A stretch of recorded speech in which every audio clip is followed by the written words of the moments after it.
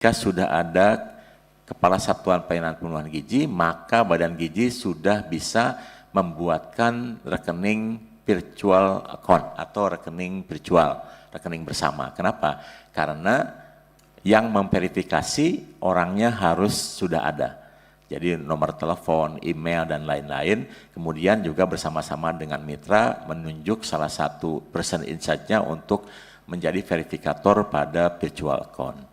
Nah, kemudian setelah lengkap ada virtual account, maka mitra dan Kepala Satuan Pelayanan Pemenuhan Gizi kemudian membuat proposal, kemudian proposal itu dikirimkan ke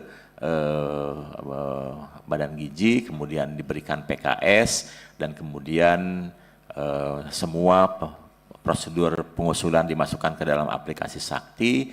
Setelah disetujui, maka proses pencairan akan masuk langsung ke rekening virtual account tersebut. Itu mekanisme yang terjadi. Selanjutnya, ini kita lanjutkan saja karena sama penjelasannya.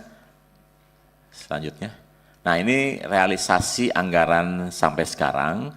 Jadi Badan Gizi memiliki anggaran 71 triliun dan sampai hari ini kita baru bisa menyerap 2,386 triliun. Jadi baru kurang lebih 3,36%. Terkait dengan pegawai baru 0,01%. Perlu Ibu Bapak ketahui bahwa seluruh struktural Badan Gizi sampai sekarang masih belum menerima gaji. Jadi ini kenapa penyerapannya di bidang pegawai masih rendah, karena yang baru kami keluarkan untuk sarjana penggerak pembangunan Indonesia, ahli gizi dan akuntan.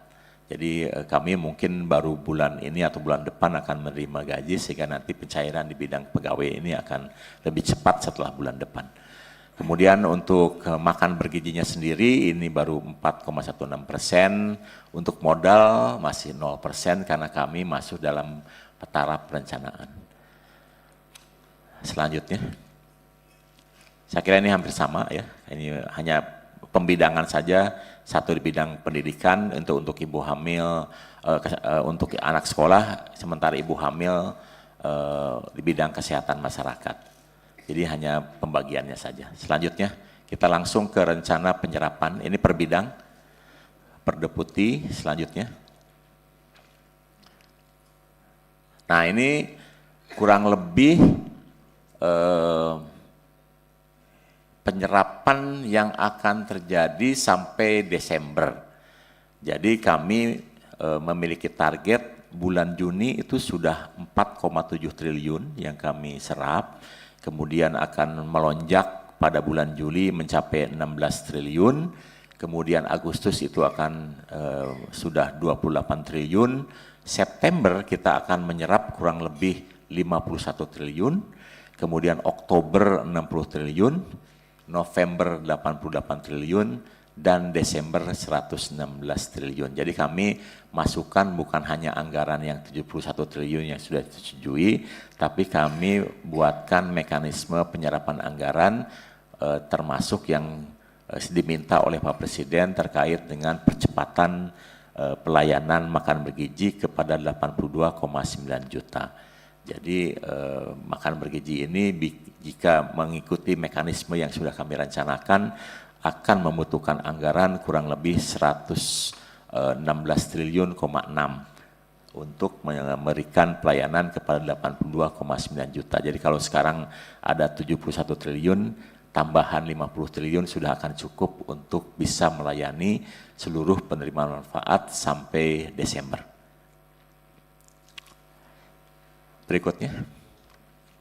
Nah, ini adalah beberapa kasus kejadian, bukan tadi saya sudah diingatkan oleh Bu Irma jangan disebut keracunan, nanti tolong di itu.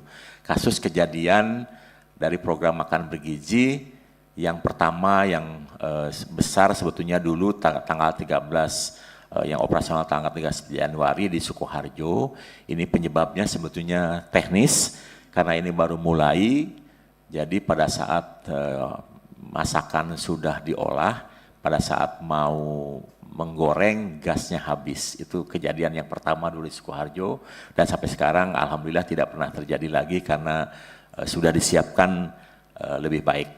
Dan waktu itu yang terdampak ada 40 siswa karena petugas sangat cepat mengidentifikasi ada kelainan di makanan itu, sehingga kemudian masakan ditarik kembali dan diganti dengan telur, sehingga yang terdampak 40.